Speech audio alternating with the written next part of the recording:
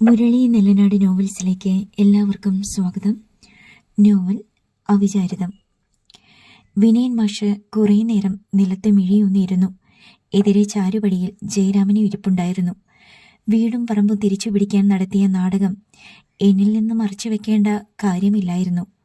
നിനക്ക് എന്നിലൊരു വിശ്വാസക്കുറവ് വന്നതായി എനിക്ക് തോന്നുന്നു. മനഃപൂർവ്വം ഞാനത് ചെയ്തതല്ല വിനയ. എനിക്കതിൽ ഒരു വിശ്വാസവും ഇല്ലായിരുന്നു. എല്ലാം സഞ്ജുവിൻ്റെ വഴിക്ക് വിട്ടുകൊടുക്കുകയാണ് ഞാൻ ചെയ്തത്. സാരമില്ല, നീ കഷ്ടപ്പെട്ട് സമ്പാദിച്ചതൊക്കെ നിനക്ക് തിരിച്ചു കിട്ടിയല്ലോ. എല്ലാം നിന്റെ പേരിലായി കഴിഞ്ഞ നിലയ്ക്ക് അടുത്ത നീക്കം എന്താ? പറയാൻ ബുദ്ധിമുട്ടുണ്ടെങ്കിൽ വേണ്ട. നീ എന്നെ തെറ്റിദ്ധരിക്കരുത് വിനയ. എനിക്ക് മനസ്സിലായി, സഞ്ജു ആയിരിക്കും ഒന്നും പുറത്തു പോകരുതെന്ന് നിന്നോട് പറഞ്ഞിട്ടുണ്ടാവുക. അവനെ അഭിനന്ദിക്കാം, കാര്യം സാധിച്ചെടുത്തല്ലോ. ജയരാമൻ നിശബ്ദത പാലിച്ചു. മൃദുലയുടെ കാര്യത്തിൽ ഒരു തീരുമാനമാണ് ഇനി ഉണ്ടാവേണ്ടത്. വിനയൻ മാഷ് അതിൽ വലിയ ജിജ്ഞാസ കാണിച്ചു. എന്താണ് അമ്മുവിൻ്റെ മനസ്സിലെന്ന് അവൾ ഇപ്പോഴും പറഞ്ഞിട്ടില്ല. അവളുടെയും സഞ്ജുവിൻ്റെയും വിവാഹം നടക്കണമെങ്കിൽ മൃദുല കൂടെ ഉണ്ടാവാൻ പാടില്ല. അത് അവൻ്റെ വീട്ടുകാർ പറഞ്ഞു കഴിഞ്ഞു. വിനയൻ മാഷിന്റെ നോട്ടം ജയരാമന്റെ മുഖത്ത് ഉറച്ചു. ക്ഷമിക്കാനോ പൊറുക്കാനോ കഴിയുന്ന തെറ്റല്ല മൃദുല ചെയ്തത്. അവൾക്കൊപ്പം ഒരു ജീവിതം ഞാൻ ആഗ്രഹിക്കുന്നുമില്ല. പക്ഷേ അവളെ തള്ളിക്കളയാൻ എനിക്ക് കഴിയില്ല വിനയ. മഹിയെ അവൾ തിരിച്ചറിയണം. അന്നു മാത്രമേ അവളുടെ മനസ്സിൽ പശ്ചാത്താപമുണ്ടാവൂ. ജയരാമൻ എഴുന്നേറ്റു. അമ്മു ഒരു കാലത്തും അവളോട് പൊറുക്കില്ല. കഥകൾ അറിഞ്ഞു വരുമ്പോൾ ചാരുവും അമ്മയെ വെറുക്കും. മൃദുലയെ കൂടെ നിർത്താൻ കഴിയാത്ത സാഹചര്യം വരും. ഞാൻ അവളെ സ്നേഹിക്കുമ്പോഴോ വിവാഹം ചെയ്യുമ്പോഴോ എൻ്റെ 2 മക്കളെ പ്രസവിക്കുമ്പോഴോ പിഴച്ചവളായിരുന്നില്ല. എൻ്റെ അഭാവത്തിൽ തന്നെയാണ് അവൾക്ക് കാലിടറിപ്പോയത്. സാഹചര്യം എന്തു തന്നെയായാലും അവൾ തെറ്റുകാരിയായതിൽ എനിക്കും ഒരു പങ്കുണ്ട്. അവളെ പുറംകാലം കൊണ്ട് തെരുവിലേക്ക് തോണ്ടിയെറിയാൻ കഴിയില്ല. നിന്റെ മനസ്സിലുള്ളത് എന്താന്ന് വെച്ചാൽ പറ. അവളെ ഏതെങ്കിലും അഗതി മന്ദിരത്തിൽ കൊണ്ടു നിർത്തണം. അവൾക്കവിടെ ജീവിക്കാനുള്ള ചെലവുകളൊക്കെ ഞാൻ ചെയ്യും. അമ്മ എവിടെയുണ്ടെന്ന് എൻ്റെ മക്കൾ ഒരിക്കലും അറിയരുത്. കുട്ടികൾക്ക് ഒരു ജീവിതം ഉണ്ടായി പോകട്ടെ. അതുവരെ ഞാനും അവളും 2 ഇടങ്ങളിലായി ജീവിക്കും. നിന്റെ ആ തീരുമാനം കൊള്ളാൻ ജയരാമ. നിനക്ക് മാത്രമേ ഇങ്ങനെ ചിന്തിക്കാൻ കഴിയൂ. ഞാൻ മാറി ചിന്തിച്ചിട്ട് എന്താണുള്ളത്? എൻ്റെ ജീവിതത്തിൽ ഇനിയൊരു പെണ്ണില്ല.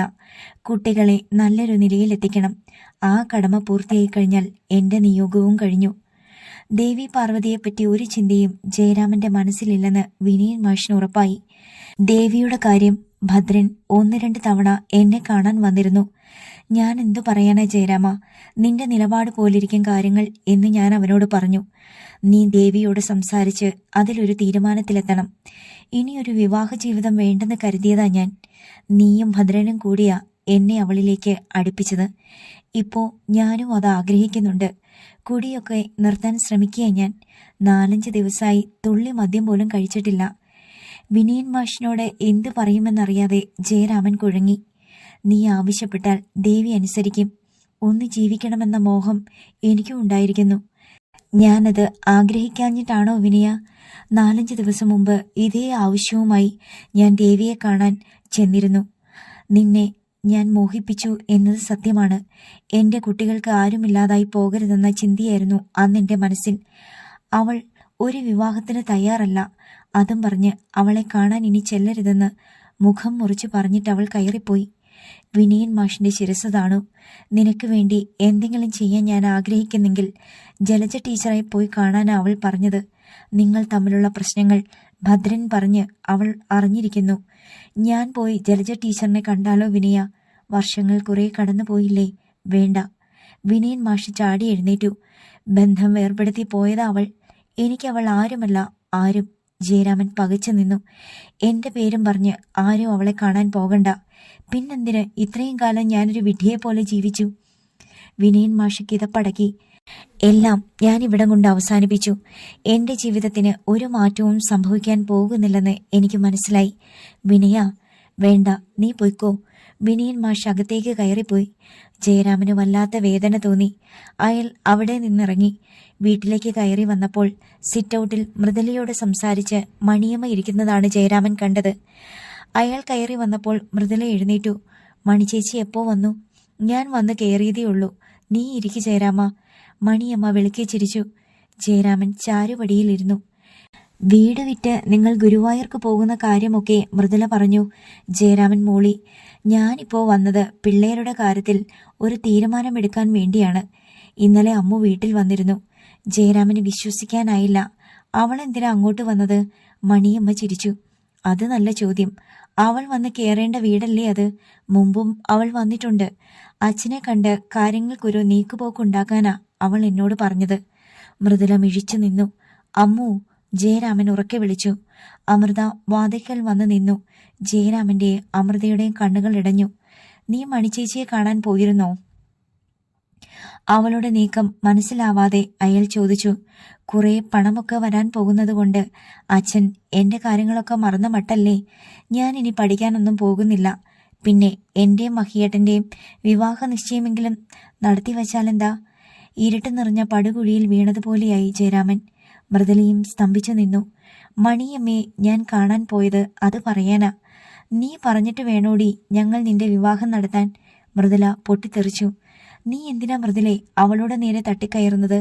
2 ആഴ്ച മുമ്പ് ഇതേ ആവശ്യവുമായി ജയരാമൻ എന്നെ കാണാൻ വന്നതല്ലേ? അന്ന് ജയരാമൻ പറഞ്ഞതെന്താ? ഈ വീടും ബാങ്കിലുള്ള 60 ലക്ഷവും അമ്മൂന് സ്ത്രീധനമായി തരാമെന്നല്ലേ? ജയരാമൻ ഉത്തരം മുട്ടി. അല്ല, ഇപ്പോ എന്തെങ്കിലും മനംമാറ്റം വന്നിട്ടുണ്ടോ ജയരാമന്? കുറേ കാശ് വരാൻ പോകുമല്ലേ. കാശ് വരുമ്പോഴാണല്ലോ ആളുകളുടെ മട്ടും ഭാവവും മാറുന്നത്. മണിയമ്മ കൊള്ളിച്ചു പറഞ്ഞു. എത്ര പണം വന്നാലും എന്റെ മനസ്സിലൊരു മാറ്റവും വരില്ല മണിയമ്മേ. നിങ്ങളെല്ലാവരും കൂടി പറഞ്ഞു വെച്ചതാ ഞങ്ങളുടെ വിവാഹം. അത് നടന്നേ പറ്റൂ. ഇനി ആർക്കെങ്കിലും അതിന് മനസ്സ് വന്നില്ലെങ്കിൽ ആരുടെയും സമ്മതത്തിനു വേണ്ടി ഞാൻ കാത്തു നിൽക്കാനും പോകുന്നില്ല. പ്രായപൂർത്തിയായ പെണ്ണാ ഞാൻ മഹിയേട്ടന്റെ കൂടെ പോയി താമസിക്കും. അമൃത തിരിഞ്ഞകത്തേക്ക് പോയി. സഞ്ജു കൂടി അറിഞ്ഞിട്ടാണോ അവളുടെ ഈ നീക്കമെന്ന് ജയരാമന് മനസ്സിലായില്ല. അവൾ എത്ര തുള്ളിയാലും മഹി പിടികൊടുക്കില്ലെന്ന് പരിഹാസത്തോടെ മൃദുല ഓർത്തു. ജയരാമൻ എന്താ ഒന്നും മിണ്ടാത്തത്? ഇനി ഞാനെന്ത് പറയാനാ? ജീവിക്കേണ്ടത് അവളല്ലേ. ഏതിനും മണിച്ചേച്ചി കുറച്ച് സമയം എനിക്ക് താ. മഹിയുടെ സമ്മതം വാങ്ങി തന്നെയാണോ മണിച്ചേച്ചി വന്നത്? മൃദുല ചോദിച്ചു. അവനോട് സംസാരിക്കാതെ ഞാനിങ്ങോട്ട് വരുമോ? അവൻ വീട്ടിലുണ്ട്. എനിക്കൊരു കാര്യം മനസ്സിലായി. നിങ്ങൾക്കിപ്പോൾ എന്റെ മോന്റെ കാര്യത്തിൽ ഒരു താല്പര്യക്കുറവ് പോലെ. മണിയമ്മ എഴുന്നേറ്റു. പഴയതൊന്നും ജയരാമൻ മറന്നു കളയരുത്. പണം വരും പോകും. ഒരു മോഹം കൊടുത്ത പിള്ളേരെ ഇതുവരെ കൊണ്ടുപോയി. അവൾ പറഞ്ഞത് കേട്ടല്ലോ. അവൾ അവന്റെ കൂടെ ഇറങ്ങി വരികയാണെങ്കിൽ 1 രൂപ സ്ത്രീധനമായി നീ തന്നില്ലേലും മരുമോളായി ഞാൻ അവളെ 2 കൈ നീട്ടി സ്വീകരിക്കും. ജയരാമൻ മിണ്ടിയില്ല. അപമാനം വരുത്തി വെക്കാതെ 4 അറിയെ കുട്ടികളുടെ കല്യാണം നടത്തി കൊടുക്കാൻ ജയരാമൻ മനസ്സ് കാണിക്കേ. ഒരു തീയതി കുറിച്ച് ആദ്യം വിവാഹ നിശ്ചയം നടത്തി വെക്കാം. 1 or 2 മാസം കഴിഞ്ഞു മതി കല്യാണം. ഇനിയെല്ലാം നിന്റെ തീരുമാനം പോലെ. ഞാനിതും പറഞ്ഞ് ഇനി ഇങ്ങോട്ട് വരില്ല. മണിയമ്മ ഇറങ്ങിപ്പോയി. അവർ ഗേറ്റ് കടന്നു പോകുന്നത് നോക്കി ജയരാമൻ ഇരുന്നു. എന്ത് ധിക്കാരമാ അവൾ കാണിച്ചത്. അവരെ ചെന്ന് കണ്ട് കല്യാണം നടത്തിത്തരാൻ ആവശ്യപ്പെട്ടിരിക്കുന്നു. മൃദുല എരിഞ്ഞു കത്തി. അവൾ സ്വന്തം കാര്യം നോക്കി. അവരുടെ വിവാഹം നമ്മൾ ആദ്യമേ പറഞ്ഞു വെച്ചതല്ലേ. ഇനി അതിന് നമുക്ക് താല്പര്യമില്ലെന്ന് പറയാൻ പറ്റുമോ? മഹിക്ക് കുറച്ച് പണം കൊടുത്താൽ അവനുമായിട്ടുള്ള കമ്മിറ്റ്മെന്റ് തീരുമെന്ന് അവൾ എന്നോട് പറഞ്ഞതാ. ജയരാമൻ ചിരിച്ചു. അവന് കിട്ടാവുന്നത് കിട്ടിക്കോട്ടേന്ന് അവൾ കരുതി കാണും. എന്നിട്ട് കല്യാണം ആവാമല്ലോ. ജയേട്ടൻ ഒരു തീരുമാനമെടുക്കണം. ഞാൻ പറയുന്നത് ഇപ്പോ കല്യാണമല്ല വേണ്ടത്. അവളെ മെഡിസിന് വിടുകയാ. മൃദുല പറഞ്ഞു തീരുന്നതിനു മുമ്പ് അമൃത പുറത്തു വന്നു. ഞാനും മഹിയേട്ടനും തമ്മിലുള്ള വിവാഹം നടന്നാൽ അമ്മയ്ക്ക് എന്തെങ്കിലും ദോഷമുണ്ടോ? അവളുടെ ചോദ്യം കേട്ട് മൃദുല പകച്ചു. എന്തെങ്കിലും പ്രയാസമുണ്ടെങ്കിൽ പറ, ഞാൻ പിന്മാറിക്കൊള്ളാം. ജയരാമൻ എഴുന്നേറ്റു. കേറിപ്പോടി അകത്ത്. നീ അവനെ കെട്ടിയ എനിക്കെന്താടി ഛേദം? മൃദുല തിരിച്ചടിച്ചു. എങ്കിൽ വായു അടച്ചിരുന്നോണം. ഇക്കാര്യത്തിൽ ആരെങ്കിലും എന്നെ ചോദ്യം ചെയ്യാൻ വന്നാൽ ഞാൻ ഈ വീട്ടിൽ നിന്ന് ഇറങ്ങിപ്പോകും. അമ്മു, ജയരാമൻ ഒച്ചയെടുത്തു. അമൃത വാതിൽക്കൽ ചെന്നിട്ട് നിന്നു. അച്ഛൻ ഇവിടെ ഇല്ലാതിരുന്നപ്പോൾ എന്തിനും ഏതിനും മഹിയേട്ടന്റെ സഹായം വേണമായിരുന്നു. ഞങ്ങളുടെ കല്യാണം നടക്കുമെന്ന പ്രതീക്ഷ വെച്ച് തന്നെയാ മഹിയേട്ടൻ ഇവിടെ വന്നത്. ഇനി മഹിയേട്ടനെ ഒഴിവാക്കാമെന്ന് ആരും കരുതണ്ട. അവൾ തിരിച്ചുപോയി. ജയരാമൻ കസേരയിൽ ഇരുന്നിട്ട് കണ്ണുകൾ അടച്ചു. സഞ്ജുവിനെ കാണണം. തന്നെ മറച്ചു വെച്ച് അവർ എന്തോ കരുക്കൾ നീക്കുന്നുണ്ട്. മൃദുല അവിടെ നിന്ന് പോയത് അയാൾ അറിഞ്ഞു. തറവാട് റെസ്റ്റോറന്റിന്റെ വിശാലമായ കാർ പാർക്കിംഗ് ഏരിയയിലേക്ക് സഞ്ജുവിന്റെ ചുവന്ന മാരുതി സ്വിഫ്റ്റ് പ്രവേശിച്ചു. 7-8 വണ്ടികൾ മാത്രമേ അവിടെ ഉണ്ടായിരുന്നുള്ളൂ. കാറിൽ നിന്നിറങ്ങി ഗ്ലാസ് ഡോർ തുറന്ന് അവൻ അകത്തേക്ക് കടന്നു. പരമ്പരാഗത ശൈലിയുള്ള വിശാലമായ റെസ്റ്റോറന്റ് ആയിരുന്നു അത്. അധികം ടേബിളുകളും ഒഴിഞ്ഞുകിടക്കുകയാണ്. ഷിൻ. ഫാമിലി റൂമിന്റെ ഡോർ തുറന്ന് സോനുവിന്റെ മുഖം വാതിൽക്കൽ തെളിഞ്ഞു. അവൻ അങ്ങോട്ട് ചെന്നു. വരൂ. അവളുടെ മുഖം ഒട്ടും പ്രസന്നമല്ലായിരുന്നു. അവളുടെ പിന്നാലെ അവൻ അകത്ത് കയറി. ടേബിളിന് മുമ്പിൽ ഭാമിനി ഇരിപ്പുണ്ടായിരുന്നു. ഇരിക്കൂ, ഭാമിനി ക്ഷണിച്ചു. അവർക്ക് അഭിമുഖം സഞ്ജു ഇരുന്നു. അവന്റെ മുന്നിലേക്ക് കപ്പ് നീക്കി വെച്ച് സോനു ചായ ഒഴിച്ചു. ഭാമിനിയുടെ നോട്ടം അവന്റെ മുഖത്തായിരുന്നു. ശരിക്കും ഇയാളുടെ പേരെന്താ? ഭാമിനി ചോദിച്ചു. എന്റെ പേര് സഞ്ജു ഗോപാൽ, സ്ഥലം നെല്ലായ. അവൻ ചിരിച്ചു. പിന്നെന്തിനാ ആൾമാറാട്ടം നടത്തിയത്? ആൾമാറാട്ടമെന്ന് എങ്ങനെ പറയും? സിനിമയിൽ രാശി നോക്കിയല്ലേ ആളുകൾ പേര് സെലക്ട് ചെയ്യുന്നത്? സോനു എല്ലാം എന്നോട് പറഞ്ഞു. സഞ്ജുവും മഹിയും തമ്മിലുള്ള ബന്ധം എന്താണ്? അയാളുമായി എനിക്കൊരു ബന്ധവുമില്ല. എന്റെ ഏറ്റവും അടുത്ത ഫ്രണ്ടിന്റെ കുടുംബം തകർത്തു കളഞ്ഞവനാ അവൻ.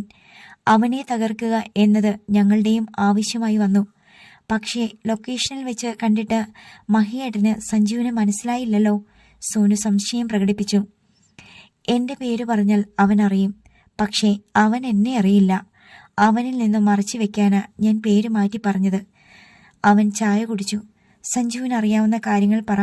ഭാമിനി തിടുക്കം കാണിച്ചു. സാമ്പത്തികമായി വളരെ പിന്നിൽ നിൽക്കുന്ന ഒരു കുടുംബമാണ് അവൻ്റേത്. +2 തോറ്റതോടെ പഠിപ്പ് നിർത്തി. പിന്നെ പല ഷോപ്പുകളിലും സെയിൽസ്മാനായി ജോലി ചെയ്തു. ഇതിനിടയിലാണ് അകന്ന ബന്ധുവായ ഒരു ഗൾഫുകാരന്റെ കുടുംബവുമായി അടുക്കുന്നത്. മിടുക്കുകൊണ്ട് അവൻ അവിടുത്തെ വിശ്വസ്തനായി. മൃദുല എന്നല്ലേ ആ സ്ത്രീയുടെ പേര്? സോനു ചോദിച്ചു. അതെ, സോനുവിനോട് അവൻ പറഞ്ഞിരുന്നോ? അവർ മഹിയേട്ടന്റെ ബിസിനസ് പാർട്ട്ണർ എന്നാ പറഞ്ഞത്. എന്ത് ബിസിനസ് പാർട്ട്ണർ? അതൊരു സാധാരണ സ്ത്രീ. ഭർത്താവ് ഗൾഫിൽ ചെന്ന് കിടന്ന് സമ്പാദിച്ച പണം ആ സ്ത്രീയുടെ അക്കൗണ്ടിലായിരുന്നു. നാട്ടിൽ നടക്കുന്നതൊന്നും അയാൾ അറിഞ്ഞില്ല. സത്യം പറഞ്ഞാൽ ആ സ്ത്രീ അവന്റെ ട്രാപ്പിൽ വീണു. അവൻ ചോദിക്കുമ്പോഴൊക്കെ പണം കൊടുക്കേണ്ട അവസ്ഥയിലായി അവർ. അങ്ങനെയാണ് അവൻ പരസ്യ കമ്പനി തുടങ്ങുന്നത്. അവരുടെ അക്കൗണ്ടിലുണ്ടായിരുന്ന 60 ലക്ഷത്തോളം രൂപ അവൻ തട്ടിയെടുത്തു. ഭാമിനിയും സോനുവും മുഖാമുഖം നോക്കി. പിന്നീടാണ് അവൻ സിനിമയിലേക്ക് തിരിഞ്ഞത്. 3 കോടി രൂപ കൊണ്ട് ഒരു പടം ചെയ്യുക. അതിനുവേണ്ടി ആ സ്ത്രീയെ കൊണ്ട് വീടും പറമ്പും മാർവാടിക്ക് പണയപ്പെടുത്തി. അത്രയും രൂപ വാങ്ങി. അപ്പോഴേക്കും ആ സ്ത്രീയുടെ ഭർത്താവ് ഗൾഫ് ജീവിതം അവസാനിപ്പിച്ച് നാട്ടിലെത്തി. അയാൾ കാര്യങ്ങളൊക്കെ മനസ്സിലാക്കി. തന്ത്രപരമായ നീക്കങ്ങളിലൂടെ അയാളുടെ മുഴുവൻ സമ്പാദ്യവും വീടും പറമ്പും തിരിച്ചുപിടിച്ചു. ഇപ്പോഴും അയാൾക്ക് എല്ലാം അറിയാമെന്ന സത്യം അവനോ ആ സ്ത്രീക്കോ അറിയില്ല. ഗൾഫിൽ നിന്ന് പണം വരുമെന്നാണ് അവൻ ഞങ്ങളോട് പറഞ്ഞത്. ആ ഗൾഫുകാരൻ അയാളാണോ? ഭാമിനി ചോദിച്ചു. സഞ്ജു ചിരിയോടെ തലയാട്ടി. ഒന്നും വരില്ല ആന്റി. അവനെ കുഴിയിൽ വീഴ്ത്താൻ ഞങ്ങൾ പ്ലാൻ ചെയ്ത ഒരു നാടകമായിരുന്നു അത്. അബുദാബി ബിഗ് ടിക്കറ്റിന്റെ കഥ സഞ്ജു വിശദീകരിച്ചു. ഇടിവെട്ടേറ്റ പോലെ ഭാമിനി ഇരുന്നു. 7 കോടി അവന് കിട്ടുമെന്ന വിശ്വാസത്തിലാ അവൻ. കടം വാങ്ങിയും പലിശ കൊടുത്തും വീടിന്റെ ആധാരം വീണ്ടെടുത്തത്. പണം 2-ാം തീയതി കിട്ടുമെന്ന പ്രതീക്ഷയിലിരിക്കുക അവൻ. My God! ഭാമിനിയുടെ കണ്ടത്തിൽ നിന്ന് ഒച്ചയുടഞ്ഞ് പുറത്തു വന്നു. 1.5 കോടി നിങ്ങളുടേതാണെന്ന് എനിക്ക് മനസ്സിലായി. അത് മറന്നു കളയുകയേ നിവർത്തിയുള്ളൂ. ഭാമിനി ലേസ് കൊണ്ട് മുഖത്തെ വിയർപ്പൊപ്പി. സഞ്ജുവിന് ഇതൊന്ന് നേരത്തെ പറയാമായിരുന്നു. മമ്മിയുടെ ഷെയർ വിറ്റ് കിട്ടിയ പണമാ അത്. സോനു കരച്ചിലടക്കി. അതിനു മാത്രമുള്ള സൗഹൃദമൊന്നും നമ്മൾ തമ്മിൽ ഉണ്ടായിരുന്നില്ല. നിങ്ങളുടെ കയ്യിൽ നിന്ന് അവൻ പണം തട്ടുമെന്ന് ഞാൻ എങ്ങനെ അറിയാൻ? സോനുവും അവനും തമ്മിൽ അടുപ്പത്തിലാണെന്ന വിവരം എനിക്കറിയാമായിരുന്നു. അവന്റെ വലയിൽ ചെന്ന് വീഴരുതെന്ന് കരുതിയാണ് ഞാൻ സോനുവിനെ വിളിച്ച് വിവരം പറഞ്ഞത്. എന്തായാലും ഭാവി രക്ഷപ്പെട്ടില്ലേ? അങ്ങനെ സമാധാനിക്കൂ. കുനിഞ്ഞുപോയ മുഖം സോനുവിന് ഉയർത്താനായില്ല. താൻ കരുതിയതുപോലെ അവൻ അവളെ മിസ്യൂസ് ചെയ്തെന്ന് അവന് മനസ്സിലായി. വാക്കേറ്റത്തിലോ പൊട്ടിത്തെറിയിലോ ചെന്ന് നിൽക്കാതെ സൂത്രത്തിൽ അവനിൽ നിന്ന് അകലാനാണ് സോനു നോക്കേണ്ടത്. അല്ലെങ്കിൽ സോനുവിന്റെ ഭാവിയെ അത് ബാധിക്കും. എനിക്കതേ സോനുവിനോട് പറയാനുള്ളൂ. സഞ്ജു എഴുന്നേറ്റു. എന്നാൽ ഞാൻ പോകട്ടെ. അവന്റെ വീട് എവിടെയാണ്? ഭാമിനി ചോദിച്ചു. കണ്ണമ്പ്രയില്ല. അവിടെ ക്ഷേത്രത്തിനടുത്തായിട്ട് വരും. ആ പണത്തിന് നിങ്ങൾ അവന്റെ പിന്നാലെ പോയിട്ട് കാര്യമില്ല ആന്റി. ഗ്രാമത്തിൽ 10 സെന്റും അതിലൊരു കൊച്ചു വീടും. അത് അവൻ്റെ പെങ്ങളുടെ പേരിലാ. രണ്ടുപേരെയും നോക്കിയിട്ട് സഞ്ജു ഡോർ തുറന്ന് പുറത്തേക്ക് പോയി. കൈത്തണ്ടയിൽ നെറ്റിവെച്ച് സോനു കുനിഞ്ഞിരുന്ന് കരഞ്ഞു. പണവും പോയി, മകളുടെ മാനവും നഷ്ടമായി. അവളുടെ ഭാവി ഇല്ലാതാക്കാൻ പോന്ന പലതും അവൻ്റെ കയ്യിലുണ്ട്. ആ വീഡിയോകൾ പുറത്തു വന്നാൽ എല്ലാം തീർന്നു. ഇണക്കാനും പിണക്കാനും കഴിയാത്ത ഉഗ്ര വിഷപ്പാമ്പാണ് അവൻ. എന്ത് വേണമെന്ന് ഭാമിനിക്ക് ഒരു നിശ്ചയവുമില്ലായിരുന്നു. ഇനി ഒന്നും മറച്ചു വെച്ചിട്ട് കാര്യമില്ല. ജയന്തനെ വിവരമറിയിക്കണം. ആമയൂർ UP സ്കൂളിന്റെ വരാന്തയിൽ ജയരാമൻ കാത്തുനിന്നു. കുട്ടികൾ ചെമ്മൺമുറ്റത്ത് ചിതറിക്കളിക്കുന്നുണ്ട്. പിന്നിൽ ജലജ ടീച്ചർ നടന്നടുത്തെത്തിയതൊന്നും അയാൾ അറിഞ്ഞില്ല. ആരാ? പിന്നിൽ നിന്ന് ഒച്ചയുയർന്നപ്പോൾ ജയരാമൻ തിരിഞ്ഞു. അയാളെ കണ്ടതും ജലജ ടീച്ചറിന്റെ മുഖം വിളറി വെളുത്തു. കണ്ണടയ്ക്കുള്ളിൽ നിന്ന് പുറത്തേക്ക് വന്നത് തുളച്ചു കയറുന്ന നോട്ടമായിരുന്നു. ജയരാമൻ സൗമ്യമായി മന്ദഹസിച്ചു. ടീച്ചർക്ക് എന്നെ മനസ്സിലായില്ലേ? ഞാൻ ജയരാമന, ഋഷിനാരദ മംഗലത്തെ. നിങ്ങൾ ഗൾഫിൽ നിന്നൊക്കെ തിരിച്ചു വന്നു. 20 വർഷത്തെ പ്രവാസ ജീവിതമായിരുന്നു. എല്ലാം അവസാനിപ്പിച്ചാ പോന്നത്. ഒരു പരിഹാസച്ചിരി ജലജ ടീച്ചറുടെ അധരങ്ങളിൽ പറ്റിച്ചേർന്ന് നിന്നു. എന്തിനാ നിങ്ങൾ എന്നെ കാണാൻ വന്നത്? അതും ഇത്രയും ദൂരം? എവിടെ തുടങ്ങണം, എങ്ങനെ തുടങ്ങണം എന്നൊന്നും എനിക്കറിയില്ല ടീച്ചർ. പഠിപ്പിന്റെ കാര്യത്തിൽ ടീച്ചറേക്കാൾ വളരെ താഴെയാണ് ഞാൻ. പക്ഷേ ജീവിതം എന്താണെന്ന് എനിക്കറിയാം. അനുഭവത്തിൽ നിന്ന് ഞാനിത് പഠിച്ചതാണ്. നിങ്ങൾ എന്തു പഠിച്ചെന്നാ പറയുന്നത്? നിങ്ങളൊന്നും പഠിച്ചിട്ടില്ല മിസ്റ്റർ. പണം സമ്പാദിക്കുന്നതിൽ കവിഞ്ഞ് നിങ്ങൾക്കൊന്നുമില്ല. കൂർത്ത വാക്കുകളായിരുന്നു അത്. ഇനി എന്തെങ്കിലും മനസ്സിലാക്കിയിട്ടാണോ നിങ്ങൾ വന്നത്? ജയരാമൻ ഒന്ന് നിശ്വസിച്ചു. എന്തെങ്കിലും മനസ്സിലായോ നിങ്ങൾക്ക്? അല്ലെങ്കിൽ നിങ്ങൾ എൻ്റെ അടുത്തേക്ക് വരില്ലായിരുന്നു. ഞാൻ വന്നത് ടീച്ചർക്ക് ഒരു പുനർചിന്ത ഉണ്ടാവണമെന്ന അപേക്ഷയുമായിട്ടാണ്. മനസ്സിലായില്ല. വർഷങ്ങൾ കുറെ കഴിഞ്ഞു പോയില്ലേ ടീച്ചർ? ഇനിയെങ്കിലും വിനയനോട് അല്പം ദയ കാണിച്ചൂടെ? കണ്ണടയ്ക്കുള്ളിൽ ജലജ ടീച്ചറിന്റെ മിഴികൾ ആളിക്കത്തി. നാസികത്തുമ്പ് വിറയ്ക്കുന്നത് ജയരാമൻ കണ്ടു. അപ്പോ നിങ്ങൾ ഇപ്പോഴും ഒരു പമ്പര വിഡ്ഢി തന്നെ. കൂട്ടുകാരന്റെ വക്കാലത്തുമായി വന്നിരിക്കുന്നു. ഞാൻ കരുതിയത് അയാളും നിങ്ങളുടെ ഭാര്യയും തമ്മിലുള്ള അവിഹിത ബന്ധം മനസ്സിലാക്കി എന്നെ തേടി വന്നതെന്ന. തീക്കാറ്റ് മുഖത്ത് വന്നടിച്ചതുപോലെ ജയരാമന് തോന്നി. എല്ലാം കൂട്ടുകാരനെ ഏൽപ്പിച്ചു പോയപ്പോ നിങ്ങൾ അറിഞ്ഞില്ല അയാൾക്ക് നിങ്ങളുടെ ഭാര്യയിൽ ഒരു കണ്ണുണ്ടെന്ന്. അതിരുവിട്ട അയാളുടെ താല്പര്യത്തിൽ എനിക്ക് അന്നേ ഒരു സംശയമുണ്ടായിരുന്നു. ഒരു നാൾ എന്റെ കണ്ണുകൾ കൊണ്ട് തന്നെ ഞാനത് കണ്ടു. അന്നെല്ലാം അവസാനിപ്പിച്ച് ഇറങ്ങിയതാ ഞാൻ. നാട്ടിൽ വന്നപ്പോൾ കൂട്ടുകാരന് ജീവിതമുണ്ടാക്കി കൊടുക്കാൻ വന്നിരിക്കുന്നു. അയാളുടെ അറിവോടെ നിങ്ങൾ വന്നതല്ലെന്ന് എനിക്കറിയാം. നിങ്ങൾക്ക് നാണമില്ലേ മിസ്റ്റർ? കത്തിയമർന്ന് ചാരമായി ജയരാമൻ നിന്നു. ജയരാമന്റെ ഭാവപകർച്ച കണ്ട് തെല്ലുനെരും ജലജ ടീച്ചർ നിന്നു. നിങ്ങൾക്കിതൊരു ഷോക്കായെന്ന് എനിക്കറിയാം. അന്ന് നിങ്ങളെ കോണ്ടാക്ട് ചെയ്യാൻ എന്തെങ്കിലും ഒരു വഴി ഉണ്ടായിരുന്നെങ്കിൽ ഞാൻ വിളിച്ചറിയിച്ചേനെ. അത്രമാത്രം ഞാൻ തകർന്നു പോയിരുന്നു. വർഷങ്ങൾ കുറെ കടന്നു പോയില്ലേ? പ്രായപൂർത്തിയായ 2 പെൺകുട്ടികളാ നിങ്ങൾക്ക്. മൃദുലയെ ഒഴിവാക്കാൻ നിങ്ങൾക്കിനി പറ്റില്ല. ഞാൻ പറഞ്ഞതൊക്കെ മനസ്സിൽ വെച്ച് ആ ചതിയനെ ജീവിതത്തിൽ നിന്ന് ഒഴിവാക്കാൻ നോക്ക്. ജലജ ടീച്ചറിന്റെ സ്വരം മൃദുവായി. ജയരാമൻ ശില പോലെ നിന്നു. സ്കൂളിൽ ബെൽ മുഴങ്ങി. ഞാൻ ക്ലാസ്സിലേക്ക് പോവുകയാ. ജലജ ടീച്ചർ തിരിഞ്ഞു നടന്നു.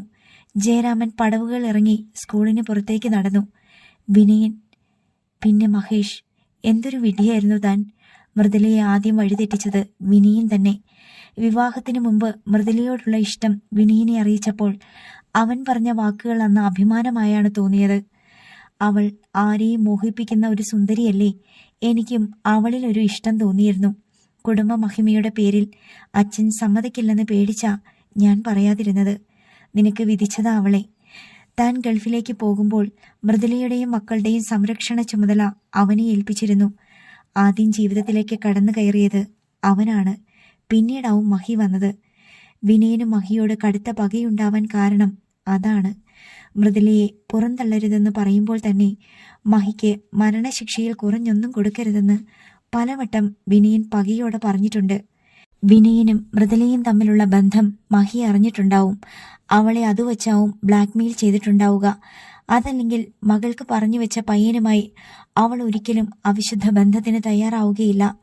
തന്റെ മുഴുവൻ സമ്പത്തും അവൻ അടിയറവ് വെക്കുകയുമില്ല. കൊടിയ ശത്രു വിനയൻ തന്നെ. തന്റെ ജീവിതം തച്ചുടച്ചവൻ. അത് തിരിച്ചറിയാൻ വളരെ വൈകിപ്പോയി. ബസ് സ്റ്റോപ്പിൽ വന്ന് എങ്ങോട്ട് പോകണമെന്ന് നിശ്ചയമില്ലാതെ ജയരാമൻ നിന്നു. ഇപ്പോൾ അവനു വേണ്ടത് ദേവി പാർവതിയെയാണ്. അതിനവൻ ഭദ്രനെ കൂട്ടുപിടിച്ചു. ജയരാമന്റെ പല്ലുകൾ ഞെരിഞ്ഞു. കോളിംഗ് ബെൽ ശബ്ദിച്ചപ്പോൾ സിറ്റിയിലിരുന്ന ഭാമിനി എഴുന്നേറ്റു. ഭാമിനിയുടെ ഉടൽ വിറയ്ക്കാൻ തുടങ്ങി. ജയന്തനാണെന്ന് ഭാമിനിക്ക് ഉറപ്പുണ്ടായിരുന്നു. മുഖം അമർത്തി തുടച്ചിട്ട് ഭാമിനി ചെന്ന് വാതിൽ തുറന്നു. പുറത്ത് 45-നടുത്ത് പ്രായമുള്ള നല്ല ഉയരവും ഒത്ത തടിയുമുള്ള ഒരാൾ നിൽപ്പുണ്ടായിരുന്നു. ജീൻസും കറുത്ത ഷർട്ടുമാണ് വേഷം. മുഖത്ത് കറുത്ത ഗ്ലാസ്, കവിളിൽ നിന്ന് താഴേക്ക് വെട്ടിയിറക്കിയ അർദ്ധവൃത്താകൃതിയിലുള്ള താടി. ജയന്തൻ വാ, ഭാമിനി ക്ഷണിച്ചു. അയാൾ അകത്ത് കയറിയപ്പോൾ ഭാമിനി വാതിലടച്ചു. തിരിഞ്ഞതും മിന്നൽ വേഗത്തിൽ ജയന്തൻ ഭാമിനിയുടെ മുഖത്തടിച്ചു. കൂട്ടിക്കൊടുക്കാനായിരുന്ന ലേഡി നീ മോളെയും കൊണ്ട് ഇറങ്ങിയത്? ഭാമിനി കറങ്ങി നിലത്തിരുന്നു പോയി. ജയന്തൻ ഭാമിനിയുടെ കഴുത്തിന് കുത്തിപ്പിടിച്ച് ഉയർത്തി. അങ്കിളെ! മുറിയിൽ നിന്ന് കരഞ്ഞുകൊണ്ട് സോനു ഓടി വന്നു. കയ്യിൽ കിടന്ന് പിടഞ്ഞ ഭാമിനിയെ ജയന്തൻ സെറ്റിയിലേക്ക് തള്ളി. ഭാമിനി സെറ്റിയിൽ ചെന്ന് വീണു. മുന്നോട്ടാഞ്ഞ ജയന്തനെ സോനു വട്ടം പിടിച്ചു കരഞ്ഞു. മമ്മി ഒന്നും ചെയ്യരുതേ അങ്കിൾ, എനിക്കു വേണ്ടിയാ മമ്മി. അയാളെ കെട്ടിപ്പിടിച്ച് അവൾ പൊട്ടിക്കരഞ്ഞു. ഭാമിനിയെ തുറച്ചു നോക്കി ജയന്തൻ നിന്നു. നീ എന്നെ കൊന്നേക്ക്, അത്രയും പിടിപ്പുകേട് കാണിച്ചവളാ ഞാൻ. എനിക്കൊന്ന് മരിച്ചാ മതി. എന്റെ കുഞ്ഞിന്റെ ഭാവി പോയി, എല്ലാം പോയി. മുഖം പൊത്തി ഭാമിനി കരഞ്ഞു. ആ കാശെടുത്ത് കൊടുക്കുമ്പോഴെങ്കിലും സ്വന്തം അനിയനാന്ന് കരുതി നിനക്ക് എന്നോട് ചോദിക്കാമായിരുന്നില്ലേ? അവൻ ബ്ലാക്ക്മെയിൽ ചെയ്തതാ. അങ്ങനെയെങ്കിലും പടം ഇറങ്ങട്ടെ എന്ന് ഞാൻ കരുതി. അവന്റെയും ഇവളുടെയും വിവാഹം നടക്കുമെന്നും പ്രതീക്ഷിച്ചു. ഭാമിനി ഏറ്റുപറയുകയായിരുന്നു. സിനിമ എന്ന് പറഞ്ഞ് മോളെയും കൊണ്ട് ഇറങ്ങിയപ്പോഴേ ചതിക്കുഴിയിൽ ചെന്ന് വീഴരുതെന്ന് ഞാൻ മുന്നറിയിപ്പ് തന്നതാ. നിന്നിൽ എനിക്കൊരു വിശ്വാസമുണ്ടായിരുന്നു. എന്തു പറ്റിയടി നിനക്ക്? നിനക്ക് എങ്ങനെ തോന്നി നിന്റെ മോളെ ഏതോ ഒരുത്തന്റെ മുറിയിലേക്ക് കയറ്റിവിടാൻ? പൊട്ടിക്കരഞ്ഞുകൊണ്ട് സോനു മുറിയിലേക്ക് ഓടിപ്പോയി. ഭാമിനിക്ക് കരയാനേ കഴിഞ്ഞുള്ളൂ. ജയന്തൻ സെറ്റിയിൽ ചെന്നിരുന്നു. ആ മണ്ണ് വിൽക്കരുതെന്ന് നിന്നോട് ഞാൻ പറഞ്ഞതാ. അപ്പോ നിനക്ക് എറണാകുളത്ത് ഫ്ലാറ്റ് വേണം. മണ്ണും പോയി, പെണ്ണിന്റെ മാനവും പോയി. ജയന്ത! നെഞ്ചിലടിച്ച് ഭാമിനി കരഞ്ഞു. ആദ്യം തീർത്ത് കളയേണ്ടത് നിന്നെയാ. അയാൾ അമർഷം കൊണ്ടു. എന്താ അവന്റെ പേര്? മഹേഷ്. ഇപ്പോ അവൻ എവിടെയുണ്ട്? അവൻ എറണാകുളത്തില്ല, വാഴക്കാല ഒരു ഫ്ലാറ്റിലായിരുന്നു അവൻ. അത് അടച്ചിട്ടിരിക്കുക. വീട്ടിലുണ്ടാവും അവൻ. സഞ്ജുവിൽ നിന്ന് കിട്ടിയ വിവരങ്ങൾ ഭാമിനി അറിയിച്ചു. ജയന്തൻ എഴുന്നേറ്റു. ഭാമിനിയും എഴുന്നേറ്റു. ജയന്ത, അവനെ സമീപിക്കുന്നത് സൂക്ഷിച്ചു വേണം. എന്റെ മോളുടെ ഭാവി. ഇനി എന്തു ഭാവിയാടി നിന്റെ മോൾക്കുള്ളത്? അത് പറയാൻ നിനക്ക് എന്ത് യോഗ്യതയുണ്ട് അങ്കിൾ? വിതുമ്പിപ്പൊട്ടി സോനു മുറിയുടെ വാതിൽക്കൽ വന്നു നിന്നു. മോള് പേടിക്കണ്ട, നിനക്കൊരു ദോഷവും വരാതെ ഞാൻ നോക്കിക്കൊള്ളാം. അയാൾ ചെന്ന് വാതിൽ വലിച്ചു തുറന്ന് പുറത്തേക്ക് പോയി. ജയന്തൻ ഗൂഗിൾ മാപ്പ് വെച്ച് വണ്ടി കണ്ണമ്പ്രയിലേക്ക് വിട്ടു. കുറച്ചു പേരോടൊക്കെ ചോദിച്ചറിഞ്ഞ് അയാൾ കണ്ണമ്പ്ര ഭഗവതി ടെമ്പിളിനടുത്തെത്തി. വണ്ടി നിർത്തി ഒരു കാൽനട യാത്രക്കാരനോട് ചോദിച്ചപ്പോൾ കൃത്യമായ വിവരം കിട്ടി. മഹേഷിന്റെ വീടിന് മുൻപിലെ റോഡിൽ ജയന്തന്റെ SUV ചെന്ന് നിന്നു. പുറത്തിറങ്ങി അയാൾ ആ ഒരു കൊച്ചു വീട്ടിലേക്ക് നോക്കി. ഭാമിനി ഇങ്ങനെയൊരു വീട് കണ്ടിരുന്നെങ്കിൽ ഒരിക്കലും അവന്റെ കെണിയിൽ ചെന്ന് വീഴില്ലായിരുന്നു. അയാൾ മുറ്റം കടന്ന് വീടിന് മുന്നിലെത്തി. കോളിംഗ് ബെല്ലൊന്നും കണ്ടില്ല. ഇവിടെ ആരുമില്ലേ? അയാൾ ഉറക്കെ ചോദിച്ചു. വാതിൽ തുറന്ന മണിയമ്മ പുറത്തു വന്നു. ജയന്തൻ അവരെ അടിമുടി നോക്കി. ഒരു കൈലിയും ബ്ലൗസും മാത്രമാണ് വേഷം. പാറിപ്പറന്ന് കിടക്കുന്ന നര പടർന്ന മുടി പിന്നിൽ കെട്ടിവച്ചിട്ടുണ്ട്. ആരാ? ഞാൻ മഹേഷിനെ കാണാൻ വന്നതാ. മഹേഷ് ഇവിടെ ഇല്ലേ? അവൻ ഉറങ്ങുവാ. ആരാന്ന് പറയണം? ഞാനൊരു സിനിമ പ്രൊഡ്യൂസർ, അമേരിക്കയിൽ നിന്ന് വരികയാ. കേറിയിരിക്കെ. മണിയമ്മ വേഗം അകത്തേക്ക് പോയി. ഉച്ചയൂണ് കഴിഞ്ഞ് ഉറങ്ങുകയായിരുന്നു മഹേഷ്. മണിയമ്മ മുറിയിൽ ചെന്ന് അവനെ തട്ടി ഉണർത്തി. എടാ, നിന്നെ കാണാൻ അമേരിക്കയിൽ നിന്ന് ഒരു പ്രൊഡ്യൂസർ വന്ന് നിൽക്കുന്നു. എണീച്ചു വാ. ചായ ഉണ്ടാക്കാൻ ഒരു തുള്ളി പാല് പോലും ഇരിപ്പില്ല. മഹേഷ് എഴുന്നേറ്റിരുന്നു. ഞാനിവിടെ ഉണ്ടെന്ന് അമ്മ എന്തിനാ പറയാൻ പോയത്? മഹേഷ് ക്ഷുഭിതനായി. ഒരാൾ അന്വേഷിച്ചു വന്നാലേ ഇല്ലെന്ന് പറയാൻ എനിക്ക് പറ്റില്ല. അതിന് നീ ആരെയെ പേടിക്കുന്നേ? മഹേഷ് വേഗം എഴുന്നേറ്റ് ജനലിലൂടെ റോഡിലേക്ക് നോക്കി. ഒരു SUV കിടക്കുന്നത് കണ്ടു. പരിചയത്തിലുള്ള ആരുമല്ലെന്ന് മനസ്സിലായി. ഫോൺ എടുത്ത് നോക്കിയപ്പോൾ 4-5 മിസ്ഡ് കോൾ ഉണ്ട്. അറച്ചറച്ച് മഹേഷ് പുറത്ത് വന്നു. മുറ്റത്ത് നിൽക്കുന്ന ജയന്തനെ അവൻ കണ്ടു. കാഴ്ചയിൽ മാന്യനാണെന്ന് തോന്നി. ജയന്തൻ ചിരിച്ചു. മഹേഷ് ഒന്ന് വാ. അവൻ മുറ്റത്തേക്ക് ഇറങ്ങി വന്നു. നമ്മൾ ആദ്യമായി കാണുകയാ. മഹേഷിനെ വിളിച്ചിട്ട് കിട്ടാതെയായി ഇങ്ങോട്ട് പോകുന്നത്. എനിക്ക് മനസ്സിലായില്ല. ജയന്തൻ ചിരിച്ചു. മഹേഷിന്റെ സിനിമയുടെ ഡയറക്ടർ പറഞ്ഞിട്ടാ ഞാൻ വരുന്നത്. ഞാനൊരു പ്രവാസിയാ. നല്ലൊരു മൂവി ചെയ്യണമെന്നുണ്ട്. മഹേഷിന്റെ പടം ഏറെക്കുറെ മുടങ്ങിയിരിക്കുകയാണെന്ന് എനിക്കറിയാം. താല്പര്യമുണ്ടെങ്കിൽ ഞാൻ ഫിനാൻസ് ചെയ്യാം. ഡയറക്ടർ സബ്ജക്റ്റ് എന്നോട് പറഞ്ഞു. അത് കേട്ട് ഇഷ്ടപ്പെട്ട് വന്നതാ ഞാൻ. തൻ്റെ കയ്യിൽ പണമില്ലെങ്കിൽ ഒരാളെ ഞാൻ തരാമെന്ന് അജി ദേവിസ് പറഞ്ഞത് മഹേഷ് ഓർത്തു. അജി എന്നോടത് സൂചിപ്പിച്ചിരുന്നു. ഫണ്ട് കണ്ടെത്താനുള്ള ശ്രമത്തിലാ ഞാൻ. മഹേഷിന് പ്രതീക്ഷ തോന്നി. എന്നോട് അല്പസമയം സംസാരിക്കുന്നതിൽ വിരോധമില്ലല്ലോ? ഏയ്, അതിനെന്താ? മഹേഷ് ചിരിച്ചു. ഇവിടെ നല്ല റെസ്റ്റോറൻ്റ് ഉണ്ടെങ്കിൽ നമുക്ക് അങ്ങോട്ട് പോകാം. അവിടെ ഇരുന്ന് സംസാരിക്കാം. ജയന്തൻ ക്ഷണിച്ചു. ആയിക്കോട്ടെ. അമ്മ ഒന്നും അറിയരുതെന്ന് മഹേഷിന് നിർബന്ധമുണ്ടായിരുന്നു. ജയന്തൻ വണ്ടിയുടെ നേരെ നടന്നു. മഹേഷ് കൂടെ ചെന്നു. രണ്ടുപേരും വണ്ടിയിൽ കയറി. ജയന്തൻ വണ്ടി സ്റ്റാർട്ട് ചെയ്തു. പേര് പറഞ്ഞില്ല. ജയന്തൻ. സ്ഥലം കോഴിക്കോടാ, ഒളവണ്ണ. വണ്ടി മുന്നോട്ട് നീങ്ങി. മഹേഷിന്റെ ഉള്ളൊന്ന് നടുങ്ങി. സോനുവിന്റെ നാട് ഒളവണ്ണയാണ്. അവൻ അയാളെ നോക്കി. ജയന്തൻ അതറിയുന്നുണ്ടായിരുന്നു. വണ്ടി പ്രധാന റോഡിൽ ചെന്ന് കയറി വേഗം കൂട്ടി. മഹേഷിന്റെ സെറ്റപ്പ് കണ്ടിട്ട് ഒരു പടം ചെയ്യാനുള്ള വകുപ്പൊന്നും കാണുന്നില്ല.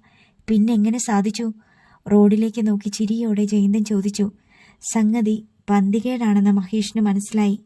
നിങ്ങൾ ആരാണ്? ജയന്തൻ ഉറക്കെ ചിരിച്ചു. പേര് പറഞ്ഞു, സ്ഥലം പറഞ്ഞു. ഇനി എന്താടാ നിനക്കറിയേണ്ടത്? വിജനമായ റോഡിൽ അലർച്ചയോടെ SUV നിന്നു. ജയന്തൻ മുഖത്തെ ഗ്ലാസ് മാറ്റിയിട്ട് മഹേഷിനെ നോക്കി. മഹേഷ് പെട്ടെന്ന് ഡോർ തുറക്കാൻ ഒരു ശ്രമം നടത്തിയെങ്കിലും അതിന് കഴിഞ്ഞില്ല. ജയന്തൻ ഇടത് കൈകൊണ്ട് മഹേഷിന്റെ ചുമലിൽ അടിച്ചിട്ട് ഷർട്ടിന്റെ കോളറിൽ പിടിച്ചുയർത്തി. ഭാമിനി എന്റെ പെങ്ങളാ. ഇനി കൂടുതൽ വിശദീകരിക്കണോടാ ഞാൻ? നടുക്കത്തോടെ മഹേഷ് ചൂളി. നീ എന്താടാ കരുതിയത്? ഒരു സ്ത്രീ മകളെയും കൊണ്ട് സിനിമയിലേക്ക് വരുമ്പോൾ അവൾക്ക് ചോദിക്കാനും പറയാനും ആരുമില്ലെന്നോ? നിന്റെയൊക്കെ ജാട കാണാനും നട്ടെല്ല് വളച്ച് ഓച്ചാനിച്ച് നിൽക്കാനും കഴിയാത്തോണ്ടാ വീട്ടിലുള്ള ആണുങ്ങൾ കൂടെ വരാത്തത്. അതൊരവസരമായി കണ്ടാൽ വിവരമറിയും. നീ പറയാൻ പോകുന്നത് അതാ.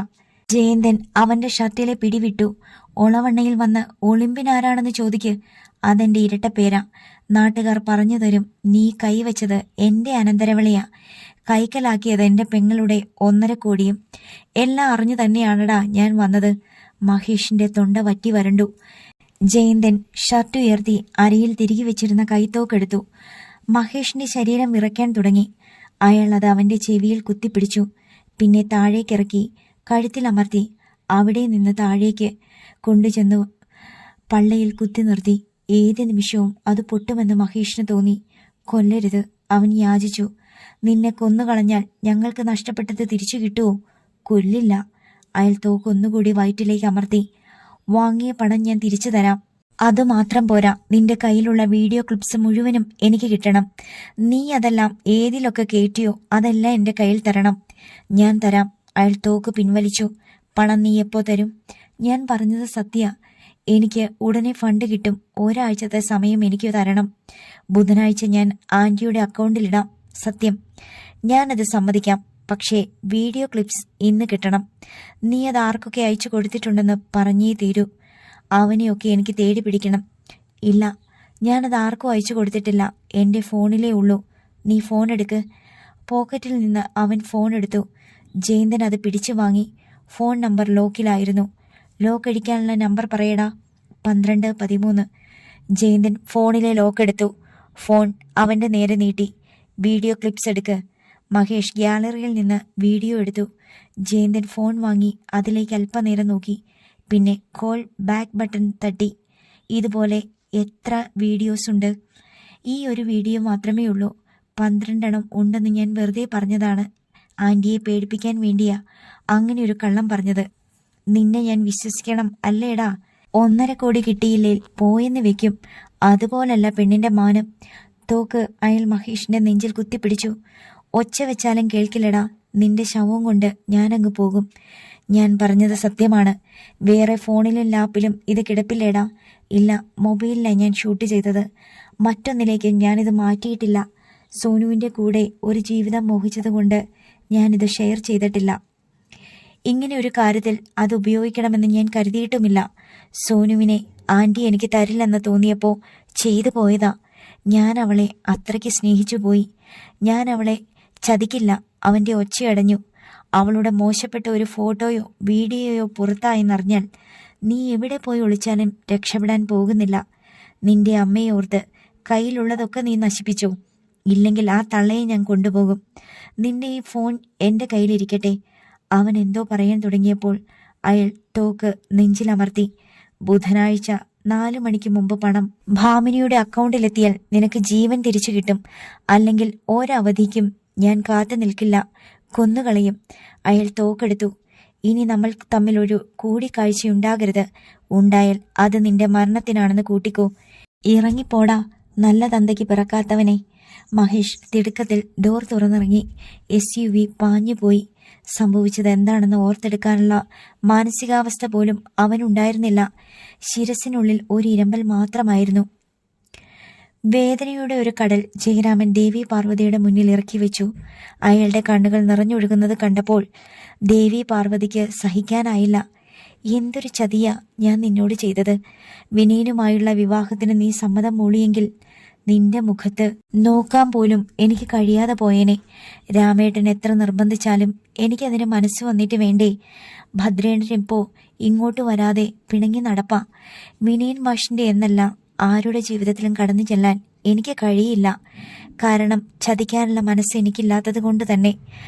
അവൾ സാരി തലപ്പു കൊണ്ട് കണ്ണു തുടച്ചു. സാഹചര്യം കൊണ്ട് മൃദുല ഒരു തെറ്റ് ചെയ്തു എന്നാണ് ഞാൻ ഇതുവരെ മനസ്സിനെ പറഞ്ഞ് സമാധാനിപ്പിച്ചത്. അവളെ എന്നേക്കുമായി കൈവിട്ട് കളയാനും ഞാൻ ആഗ്രഹിച്ചതല്ല. പക്ഷേ ഇനി എനിക്കതിന് കഴിയില്ല. വരുന്ന വഴി സഞ്ജുവിനെ കണ്ടു. എൻ്റെ മോള് പ്ലാൻ ചെയ്ത വഴിക്ക് കാര്യങ്ങൾ പോകട്ടെ എന്ന് ഞാനും കരുതി. അതൊരു കടന്ന കൈയല്ലേ രാമേട്ടാ. ഇനി ഞാൻ എന്ത് നോക്കാനാ? മൃദുലയോട് ക്ഷമിക്കാനും പൊറുക്കാനുമുള്ള ഒരു മനസ്സ് എനിക്കുണ്ടായതല്ലേ. ഏതെങ്കിലും ശരണാലയത്തിൽ അവളെ കൊണ്ടെത്തിച്ച് സംരക്ഷിക്കണമെന്ന് വരെ തീരുമാനിച്ചതാ ഞാൻ. എൻ്റെ കുട്ടികളുടെ കല്യാണം കഴിഞ്ഞ് അവൾക്ക് കൊടുക്കാനുള്ളതും കൊടുത്തിട്ട് മൃദുലയെ കൂട്ടി എവിടേക്കെങ്കിലും പോകാമെന്ന് വരെ ഞാൻ നിശ്ചയിച്ചു. ഇനി എനിക്ക് വയ്യ ദേവി. അയാൾ ചാരുപടിയിൽ നിന്ന് എഴുന്നേറ്റു. രാമേട്ടാ, എനിക്കിനി ഭാരം താങ്ങാൻ വയ്യ. ഒരവസാനമുണ്ടായി കാണാനാ ഞാനും ഇപ്പോൾ ആഗ്രഹിക്കുന്നത്. അതെങ്ങനെ സംഭവിച്ചാലും ഞാനൊരു മൂകസാക്ഷി മാത്രമായിരിക്കും. അയാൾ ഇറങ്ങിപ്പോയി. ജയരാമൻ വീട്ടിലെത്തുമ്പോൾ സന്ധ്യയായി. ബൈക്ക് വെച്ചിട്ട് അയാൾ സിറ്റൗട്ടിലെ കസേരയിൽ വന്നിരുന്നു. മൃദുല കുളി കഴിഞ്ഞ ഈറൻ പിടിക്കാൻ തോർത്ത് മുടിയിൽ കെട്ടിവെച്ച് അങ്ങോട്ട് വന്നു. ജയേട്ടൻ എവിടേക്കാ പോയത്? രാവിലെ ഇറങ്ങിയതാ. വിളിച്ചിട്ട് ഫോൺ എടുക്കാതിരുന്നപ്പോ ഞാൻ ഭയന്നുപോയി. ഓരോന്നോർത്ത് സമാധാനമില്ലാതെയാ ഇതുവരെ കഴിച്ചു കൂട്ടിയത്. ഞാൻ സൂരജിന്റെ വീട് വരെ പോയതാ. അമൃത സിറ്റൗട്ടിലേക്ക് വന്നു. അവളുടെ മുഖം കണ്ടപ്പോൾ സഞ്ജു വിളിച്ചിരുന്നെന്ന് ജയരാമന് മനസ്സിലായി. എനിക്ക് അച്ഛനോടൊരു കാര്യം പറയാനുണ്ട്, കടുത്ത സ്വരത്തിൽ അവൾ പറഞ്ഞു. അത് കേൾക്കാനല്ലേ ഞാനിവിടെ ഇരിക്കുന്നത്.